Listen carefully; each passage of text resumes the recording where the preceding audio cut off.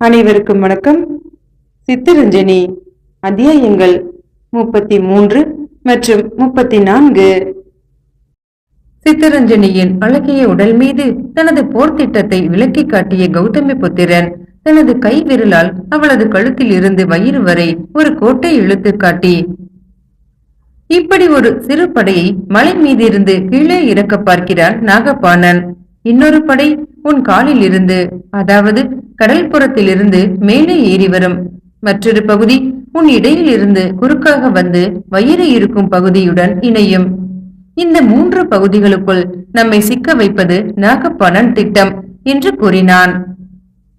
அவனது ஆள்காட்டி விரல் தனது உடலில் பல பகுதிகளில் பட்டதால் சிறிது உணர்ச்சி வசப்பட்டாலும் அடுத்து வரும் போரில் இருந்த சிரத்தையின் காரணமாக, நாகப்பாணன் மனதில் இருக்கும் திட்டம் உங்களுக்கு எப்படி தெரியும் என்று வினவினாள். அவனிடம் நம்மை விட படைபலம் அதிகமாக இருக்கும். ஏற்கனவே உள்ள படையை தவிர மரக்கலங்களில் புது புது படைகளை வரவழைத்திருக்கிறான். அவற்றை மலை சரிவின் வடக்கு பகுதியில் நிறுத்தி இருக்கிறான். இன்னொரு பகுதி கோட்டையில் இருக்கிறது. கோட்டை படைகள் நேராக நதிக்கு குறுக்கில் வந்தால் மலைவாசிகள் அம்பும் வேலும் எறிந்து கொன்று விடுவார்கள். ஆகவே அந்த படை சிறிது சிறிதாக இரவு நேரத்தில் ஆற்றின் ஓட்டத்தோடு ஓட்டமாக முகத்துவாரத்திற்கு அனுப்பப்படும். அங்கிருந்து பல பிரிவுகளாக மலை மீது ஏறி வரும். அப்போது வடக்கு பகுதியில் இருக்கும் யவனர் படை மலை மார்க்கத்தில் குறுக்கே வந்து இணையும். அதற்கு நடுவில் நாம் சிக்கினால் இரு பக்கங்களிலும் கத்தரிக்கப்படுவோம். அதே சமயத்தில் நாகப்பாணன் ஒரு சிறு படையை மலை மீது நாம் அறியாமல் பின்புறமாக ஏற்றி உச்சியிலிருந்து இறக்கி பின்புறமாகவே தாக்குவான். அனுபவசாலியான ஒரு படைத்தலைவன் செய்யக்கூடியது இதுதான் என்று எதிரியின் திட்டத்தை எடுத்து விளக்கினான். இதை கேட்ட சித்தரஞ்சனி பிரமித்தாள். சிறிதும் அப்பழுக்கில்லாத இந்த திட்டத்தை எதிர்ப்பதும் தடுப்பதும் அத்தனை சுலபமல்ல என்றும் நினைத்தாள். அதனால், சரி, இந்த தாக்குதலை நாம் எப்படி சமாளிப்பது என்று கேட்டாள். எதிரி எதிர்பார்ப்பதை நாம் செய்யக்கூடாது. அவன் முற்றும் எதிர்பாராத விதத்தில் அவனது படைகளை நாம் சமாளிக்க வேண்டும் என்றான் சாதவாகனன். எப்படி சமாளிக்கப் போகிறீர்கள் என்று வினவினாள் சித்தரஞ்சனி. அவளது குரலில் கவலை பெரிதும் ஒலித்தது. அவள் கவலையைக் கண்டு பொன்முறுவல் செய்தான் சாதவாகனன். சித்தரஞ்சனி, என்னிடம் உனக்கு நம்பிக்கை இல்லை போல் தெரிகிறது என்றான் அந்த பொன்முறுவலின் ஊடே. எதிரியின் படைபலம் என்று நீட்டினாள் சித்தரஞ்சனி. அதிகம்தான் என்று நகைப்பொனி தோன்ற பதில் கூறினான் சாதவாகனன். அதனால் தான் கவலையாக இருக்கிறது. சித்தரஞ்சனி, படைபலம் மாத்திரம் போர்களில் வெற்றியளிப்பதில்லை. புத்தி பலமும் வேண்டும். அதற்கு இங்கு குறைவில்லையே. அவன் ஏதோ தற்பெருமை பேசுகிறான் என்று நினைத்த சித்தரஞ்சனி அன்று அவன் அவளை தழுவிய போது அவனை இரும்பப்படியாக தழுவினாள். அன்று இரவில் அடிக்கடி பெருமூச்சும் விட்டாள். மறுநாள் முதற்கொண்டு அவன் காட்டிய அலட்சியமும் அவள் கவலையை பன்மடங்கு அதிகப்படுத்தியதால் வேதனை நிரம்பிய உள்ளத்துடனே நாட்களை கழித்தாள். மறுநாள் காலையில் இருந்து படையெடுப்பை பற்றி சாதவாகனன் அடியோடு மறந்துவிட்டது போல் தோன்றியது அவளுக்கு. மறுநாள் காலை எழுந்து நீராட்டத்தை முடித்துக் கொண்ட சாதவாகனன் பூசாரிக்கு சொல்லி அனுப்பி அவருடன் ரகசியமாக பேசினான். அன்று முதல் தாப்பிலேஸ்வரருக்கு அபிஷேக ஆராதனைகள் தடப்புடலாக நடந்தன. சாதவாகனன் உத்தரவுப்படி காஷ்டானன் ஆலய மணியை பெரிதாக அடித்தான். சண்டிகா தேவிக்கும் பூஜை புனஸ்காரங்கள் அமர்க்கலமாக நடந்தன. இதையெல்லாம் கவனித்த நாகப்பாணன் ஒற்றர்கள் விஷயத்தை நாகப்பாணனுக்கு சொல்ல, சாதவாகனன் தெய்வ பலத்தால் நம்மை முறியடிக்க பார்க்கிறான் போல் இருக்கிறது என்று ஏளனமாக கூறினான். எப்படியும் இந்த பூஜைகள் 2-3 நாட்களுக்கு மேல் நீடிக்காது என்றும் படை அணிவகுப்பு நடக்கும் என்றும் நினைத்த நாகப்பாணன் ஏமாற்றமே அடைந்தான். நாட்கள் செல்ல செல்ல பூஜை மணிதான் அதிகமாக கேட்டதே ஒழிய போர் சங்குகளோ தாரைகளோ ஒலிக்கவில்லை. இரவிலும் தாப்பிலேஸ்வரர் கோவிலுக்கு அருகில் பூரண நிம்மதி நிலவியதை கவனித்த நாகப்பாணன், போர் நடக்குமா? சாதவாகனன் சித்தரஞ்சனியை அழித்துக் கொண்டு ஓடிவிடுவானா என்று சந்தேகமும் கொண்டான்.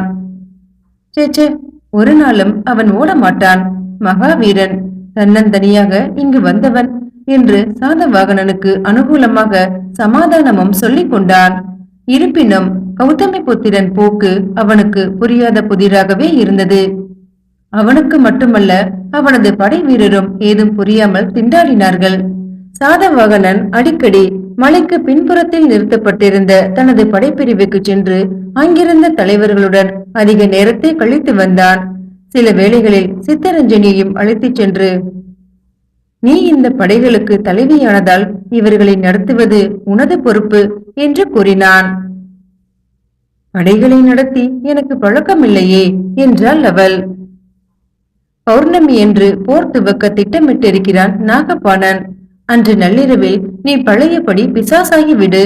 பழைய சப்தஸ்வர ராகத்தை இறைந்து பாடு, மும்முறை பாடு. அது முடிந்ததும் உனது புறவியில் ஏறி தாபிலேஸ்வரர் கோவிலுக்கு வந்து கதவை மூடி தாளிட்டுக்கொள் என்று கூறினான். அவனது போக்கு அவளுக்கு அடியோடு புரியவில்லை என்றாலும் காஷ்டானன் மந்த புத்திக்கு அது விளங்கியது. மறுநாள் காஷ்டானனை சந்தித்து, தளபதி, நமது படைகளை 4ஆக பிரித்துவிடு. எதிரி படைகள் வரும்போது அவை 4 பிரிவுகளாக எதிரியை துண்டிக்கட்டும். நான் ஒரு சிறு பிரிவுடன் காபிலேஸ்வரர் கோவிலுக்கு அருகிலே இருப்பேன். நான் சங்கை எடுத்து ஊதும்போது பொழுது புலரும், போரும் முடிந்துவிடும் என்று தனது திட்டத்தை தெரியப்படுத்தினான். பௌர்ணமி தினமும் நெருங்கிக் கொண்டிருந்தது. கோட்டை பகுதியிலும் கடற்பகுதியிலும் எதிரி நடமாட்டம் அதிகமாக இருந்தது. எதிரி வீரர்கள் அணிவகுத்து நடந்தார்கள். வீரர்களுடன் கூடிய படகுகள் நதியின் முகத்துவாரத்திற்கும் மரக்கலங்களுக்கும் போய் வந்து கொண்டிருந்தன. பௌர்ணமி தினமும் வந்தது. முதல் ஜாம முடிவிலேயே எதிரியின் படகுகள் முகத்துவாரத்திற்கு மிக துரிதமாக வரத் தொடங்கின. அவற்றில் இருந்து இறங்கிய வீரர்கள் மலையடிவாரத்தில் மறைந்தனர். வடக்கு பகுதியில் இருந்த யவனர் படை அணிவகுத்து பெரும் சுவர் போல சித்தமாக இருந்தது. 2வது ஜாமம் முடிந்து நடுநிசியும் வந்தது. பூரணச்சந்திரன் ஜெகஜோதியாக வானவீதியிலும் வலம் வரத் தொடங்கினான். மலையிலும் கடலிலும் அவன் வெண்மை ஒளி படர்ந்தாலும் அன்று என்னமோ ரம்மியமான சூழ்நிலைக்கு பதில் ஒரு பயங்கரத்தையே உருவாக்கி இருக்கிறது. அந்த சமயத்தில் சித்தரஞ்சனியின் மென்மையான குரல் இசைக்கத் தொடங்கி வர வர அதன் ஒளி வன்மை பெற்று மலைப்பகுதி முழுவதும் ரீங்காரம் செய்தது. அந்த ரீங்காரம் விளைவித்ததை ஒட்டி 2 சங்கங்கள் ஒலிக்க நாகபாணன் படை மலையடிவாரத்திலிருந்து சத்ரபன் தலைமையில் மலை மீது ஏற துவங்கியது. பாதி புறவிப்படையும் பாதி காலாட்களாகவும் உள்ள அந்த படையை சத்ரபன் நடத்தி சென்றான். முதலில் காலாட்களை ஏறச் சொல்ல அவர்களுக்கு பின்புறத்தில் புறவிப்படையின் வேல் எறிவோரை பாதுகாப்பாக ஏவினான். அதே சமயத்தில் மலையின் வடக்கு பகுதியில் உள்ள யவனர் படை யவனன் தலைமையில் குறுக்கே புகுந்தது. சற்று தூரம் எந்த இடைஞ்சல் இன்றி 2 படைகளும் முன்னேறின. 2ம் சந்திக்க சிறிது தூரமே இருந்த சமயத்தில் சித்தரஞ்சனி 3ஆம் முறை தனது குரலை பெரிதாக உரத்தி பாடினாள். அந்த பாட்டு முடியும் முன்பாகவே எங்கிருந்தோ படைகள் மலை மீதிருந்து இறங்கும் ஒளி கேட்கவே யவனன் தனது படையை சிறிது நிறுத்தினான். நிறுத்தி அவன் ஒழுங்காக அணிவகுப்பதற்கு உள்ளாகவே சாதவாகனின் படை 4ஆக பிரிந்து அவன் படையை 3 இடங்களில் 3 பகுதிகளில் ஊடுருவ ஒரு பகுதி மட்டும் மலையேறி வந்த சத்ரபன் படை மீது பாய்ந்தது. மலை மீது இருந்து வந்த புரவி படைகளின் வேகத்தாலும் உக்கிரத்தாலும் இத்தகைய தாக்குதலை எதிர்பாராததாலும் யவனன் படை சிறிது திணறினாலும் உடனே சமாளித்துக் கொண்டு திரும்பி தாக்கியது. யவன வீரர்களில் பெரும் கேடயங்களும் கனமான வாள்களும் ஓரளவு சேதத்தை விளைவித்தாலும் சாதவாகனர்களின் வேல்களுக்கும் வில்லவர்கள் தொடுத்த கணைகளுக்கு இலக்கானதால் யவனர்களை கழித்து பிரித்து நாசமாக்க தொடங்கின. பிரிக்கப்பட்ட படை திரும்பவும் சேர முடியாததால் தனித்தனியே போரிட்டன.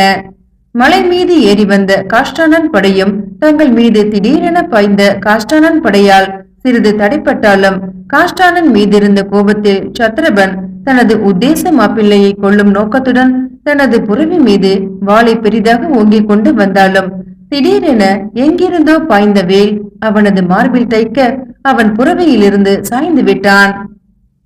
இப்படி தனது படை கலகலத்து போனதை மலை மீதிருந்து தனது சிறிய படையுடன் பார்த்த மகா சத்ரபனான நாகபாணன் சித்தரஞ்சனி தாபிலேஸ்வரர் ஆலயத்தை நோக்கி தன்னந்தனியாக ஓடி வருவதைக் கண்டு தனது படையுடன் அவளை மறித்து தூக்கிச் செல்ல இறங்கினான். சித்தரஞ்சனி வெகு வேகமாக கோவிலுக்குள் ஓடி கதவை சாத்தி தாளிட்டு கொண்டாள்.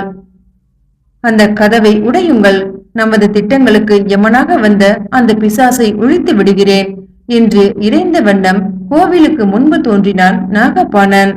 அவனது வீரர்களில் இருவர் இறங்கி அவன் ஆணையை நிறைவேற்ற முற்பட்ட போது எங்கோ இருந்து, கோவிலை நாசம் செய்பவன் நாசமாகி விடுவான் என்று ஒரு குரல் எழுந்தது. அடுத்த கணத்தில் தனது பெரிய புரவி மீது கௌதமி புத்திரன் போர்க்கோளம் பூண்டு நாகபாணனை நோக்கி வந்தான். அடுத்த வினாடி காபிலேஸ்வரர் கோவில் ரணகளம் ஆயிற்று. சாதவாகன வீரர்கள் நாகபாணன் வீரர்களை சூழ்ந்து கொண்டார்கள். சாதவாகனனை நோக்கி நாகபாணனே எதிர்த்து வந்தான். அவன் வேகமான வாளை தனது வாளால் அனாயாசமாக தடுத்தான். கௌதமி புத்திரன் தனக்கு உதவி வர முயன்ற வீரர்களை, இந்த சண்டையில் எங்கள் மத்தியில் யாரும் வர வேண்டாம் என்று அவர்களுக்கு உத்தரவிட மற்ற வீரர்கள் அகலவே இருவரும் மிக உக்கிரமாக போரிட்டார்கள். பல போர்களில் வாகை சூடிய நாகபாணன் தனக்கு இணையாக ஒரு வீரனை சந்தித்து விட்டதால் உற்சாகத்துடனும் உக்கிரத்துடனும் போராடினான். அவன் உக்கிரம் அனைத்தையும் நிதானத்துடன் போரிட்ட சாதவாகனன் சந்தித்தான். கௌதமி புத்திரன் வாள் தனது வாளின் பாதுகாப்பை மீறி அடிக்கடி தனது கண் முன் தோன்றுவதை கண்டான் நாகபாணன். மிக தந்திரமும் சாமர்த்தியமும் கொண்ட எதிரியைத்தான் சந்தித்து விட்டதை உணர்ந்து கொண்டான். அந்த ஆத்திரத்தில் மும்முரமாக வாளை சுழற்றியவன் இரண்டாவது முறை சாதவாகனன் வாள் தனது வாளை அந்தரத்தில் பறக்க விட்டதை கண்டதும், சாதவாகனா, முடித்துவிடி என்னை என்று கூவினான். பதிலுக்கு சாதவாகனன் தனது சங்கை எடுத்து ஊதவே மலைவாசிகள் சாரி சாரியாக வந்தனர். மலை எங்கிலும் ஆங்காங்கு நடந்த போர் மெல்ல குறையத் தொடங்கின. மலை பல இடங்களிலும் செவ்வாடை புனிந்து நின்றது. காஷ்டாடன் யவனன் படை பிரிவுகள் பெரும் சேதத்துடன் பின்வாங்கி கொண்டிருந்தன. நாகபாணா, போர் முடிந்து விட்டது. மீதி படைகளை அழித்துக் கொண்டு நீ போய்விடு. இங்கு உன் தளத்திற்கு பதில் நான் தளம் அமைக்கிறேன். இங்குள்ள மலைவாசிகள் இனி சுதந்திரமாக வாழ்வார்கள் என்று கூறினான் சாதவாகனன். போர் நிறுத்த தாரைகள் எங்கும் சப்திக்கவே சித்தரஞ்சனி கோவில் கதவை திறந்து கொண்டு வெளியே வந்தாள். நாகபாணன் அவளை ஒரு முறை நோக்கினான். பிறகு நிராயுத பாணியாக மலைச்சரிவில் இறங்கிச் சென்றான். கோவிலின் படிகளில் ஏறிச் சென்ற சாதவாகனனை பெருமிதத்துடன் நோக்கினாள் சித்தரஞ்சனி. அடுத்த கணம் நாகபாணன் வாளால் காயப்படுத்தப்பட்டிருந்த அவன் உடலை அனைவர் முன்னிலையிலும் தழுவினாள். பொழுது மெதுவாக புலர்ந்தது. முண்டங்களும் குற்றுயிரும் குலை உயிருமாக கிடந்த சடலங்களும் நிரம்பி குருதியால் சிவந்த ஆடை பூண்ட தாப்போல் மலையை அருணனும் தனது சிவந்த கிரணங்களால் தழுவி அதிக சிவப்பை எங்கும் பரப்பினான். போரின் கோலம் எங்கும் விரிந்து கிடந்தது. படகுகள் துறைமுகத்தில் யாரும் இல்லாத அனாதைகளாக ஆடி நின்றன. மலையில் காயமுற்றோரின் அவலக்குரல் எங்கும் கேட்டது. படுகாயம் அடைந்த புறவிகள் இட்ட ஓலம் பயங்கரத்தை விளைவித்தது. சற்று நேரத்திற்கெல்லாம் காபிலேஸ்வரர் ஆலய மணி அடித்தது. எது நின்றாலும் பூஜை நிற்கக்கூடாது என்று பூசாரி பூஜா திரவியங்களுடன் ஆலயத்திற்குள் நுழைந்தார். அடுத்து பூஜை மணியை அடித்தார். அதுவே தங்கள் வெற்றி மணி என சித்தரஞ்சனி நினைத்தாள், பூரித்தாள். அருணோதய காலத்தில் எங்கும் அவலக்குரல் கேட்டுக்கொண்டிருந்த சூழ்நிலையில் சாதவாகனன் அருகில் நின்ற சித்தரஞ்சனி பூசாரி பூஜை பாத்திரங்களுடன் காபிலேஸ்வரர் கோவிலுக்கு வந்ததை பார்த்து, இது பூஜை செய்யும் சமயமா என உள்ளூர நினைத்தாலும் அதை வாய்விட்டு சொல்லாமல் பெருமூச்செறிந்தாள். அவள் பெருமூச்சின் காரணத்தை உணர்ந்து கொண்ட சாதவாகனன், எதை முன்னிட்டும் பூஜை நிற்க முடியாது சித்தரஞ்சனி.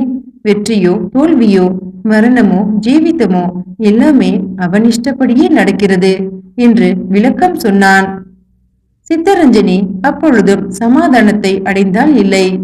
எதிரிகள் நாசத்திற்கும் தோல்விக்கும் சாதவாகனன் திட்டங்களே காரணம் என்பதை உணர்ந்திருந்ததால், இந்த போர் திட்டத்தை கடவுளா தயாரித்தார், படைகளை அவரா நடத்தினார் என்று விசாரித்தாள். அவனன்றி ஓரணுவும் அசையாது என்று நீ கேள்விப்பட்டதில்லையா சித்தரஞ்சனி என்று வினவினான் சாதவாகனன். கேள்விப்பட்டிருக்கிறேன். அப்படியானால் நீங்கள் திட்டம் வகுப்பானேன். அதை அவனே வகுத்திருக்கலாமே என்றாள் அவள். அவன்தான் வகுத்தான். என் உடலில் திட்டம் தீட்டியதும் அவனா? ஆம். அப்படியெனில் உங்கள் புத்தி? அதை இயக்குபவனும் அவன்தான். அப்படியானால் புத்தி கர்மவசப்படி இயங்குகிறது. கர்மாவை திசை திருப்பும் சக்தி ஆண்டவனை தவிர வேறு யாருக்கும் கிடையாது என்று தத்துவம் பேசிய சாதவாகனன்.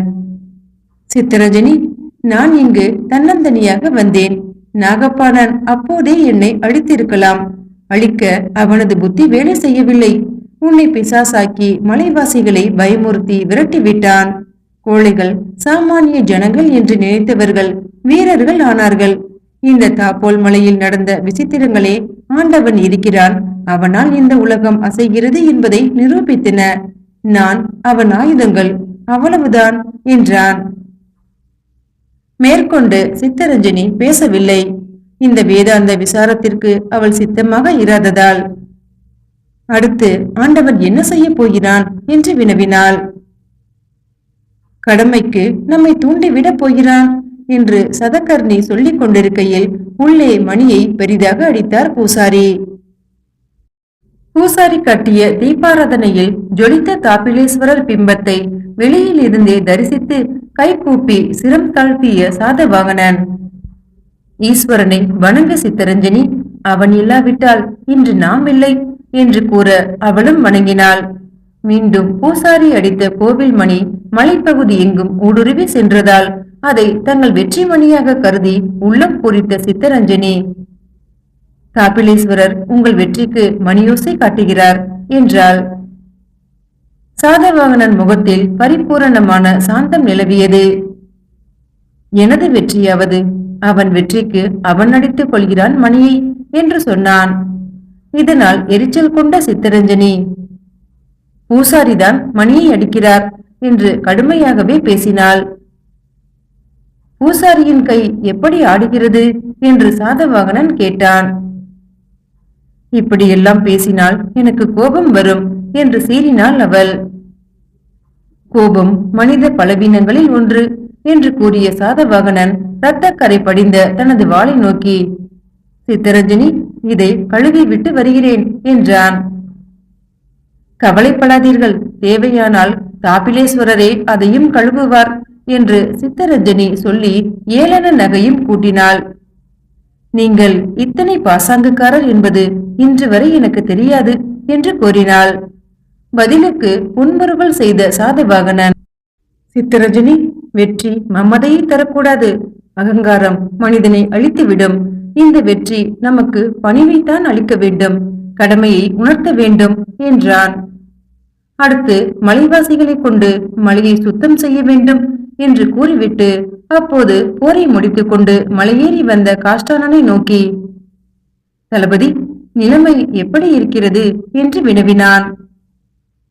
யவனன் படையில் பாதி அழிந்து விட்டது, மீதி பேருடன் அவன் பின்வாங்குகிறான். நாகப்பாணன் படைகளில் 3/4 நாசம் என்று அறிவித்தான் தளபதி. பின்வாங்கும் படையை துரத்த வேண்டாம், காயமடைந்தவர்களுக்கு சிகிச்சை ஏற்பாடாகட்டும். மறைந்த தலைவர்கள் சடலம் கிடைத்தால் எனக்கு தெரியப்படுத்து என்று சாதவாகனன் கூறினான். மறைந்த தலைவர்களா? அவர்களை நாம் ஏன் தேட வேண்டும் என்று கேட்டான் காஷ்டானன். சாதவாகனன் சிறிது நேரம் மௌனமாக இருந்தான். காஷ்டானா, நமக்கு ஒரு கடமை இருக்கிறது என்று துக்கம் தோய்ந்த குரலில் சொன்னான். சாதவாகனன் துக்கத்தையும் காஷ்டானனும் கவனித்தான். சித்தரஞ்சனியும் கவனித்தாள்.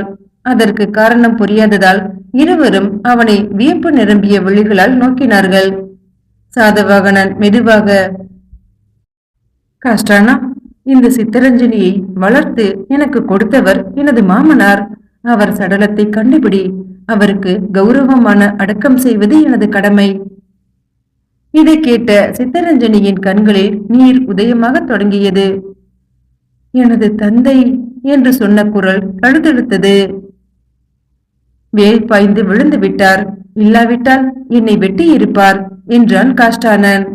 அதற்கு மேல் பேச்சை வளர்த்தாத சாதவாகனன், சத்திரவர் விழுந்த இடத்திற்கு எங்களை அழைத்துச் செல் காஷ்டானா என்று கூறி சித்தரஞ்சனி, நீயும் உடன் வா என்று கூறி காஷ்டானன் முன் செல்ல அவனை பின்பற்றி நடந்தான்.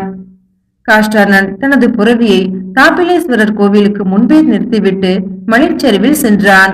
மலையில் பாதி தூரம் இறங்குவதற்கே குறுக்கே கிடந்த மனித சடலங்களின் காரணமாகவும் விழுந்து கிடந்த புரவிகளின் காரணமாகவும் மிகவும் கடினமாக இருந்ததாலும் அந்த தடைகளை நீக்க 2-3 வீரர்களை ஏவினான்.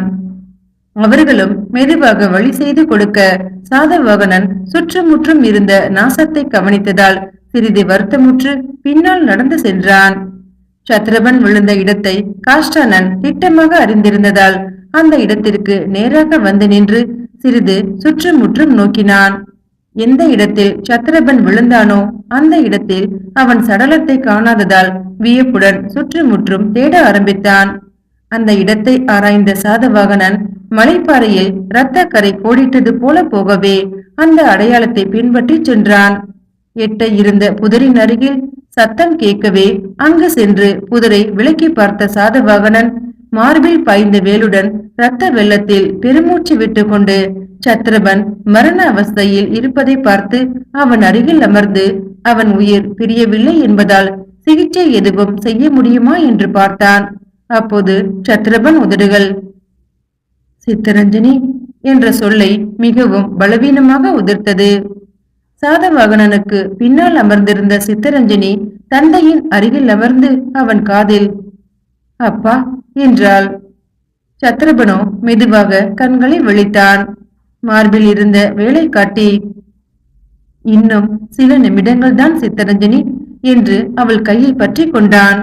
பிறகு கௌதமி புத்திரனை பார்த்து என் மகளுக்கு தகுந்தவன் என்று முனகினான்.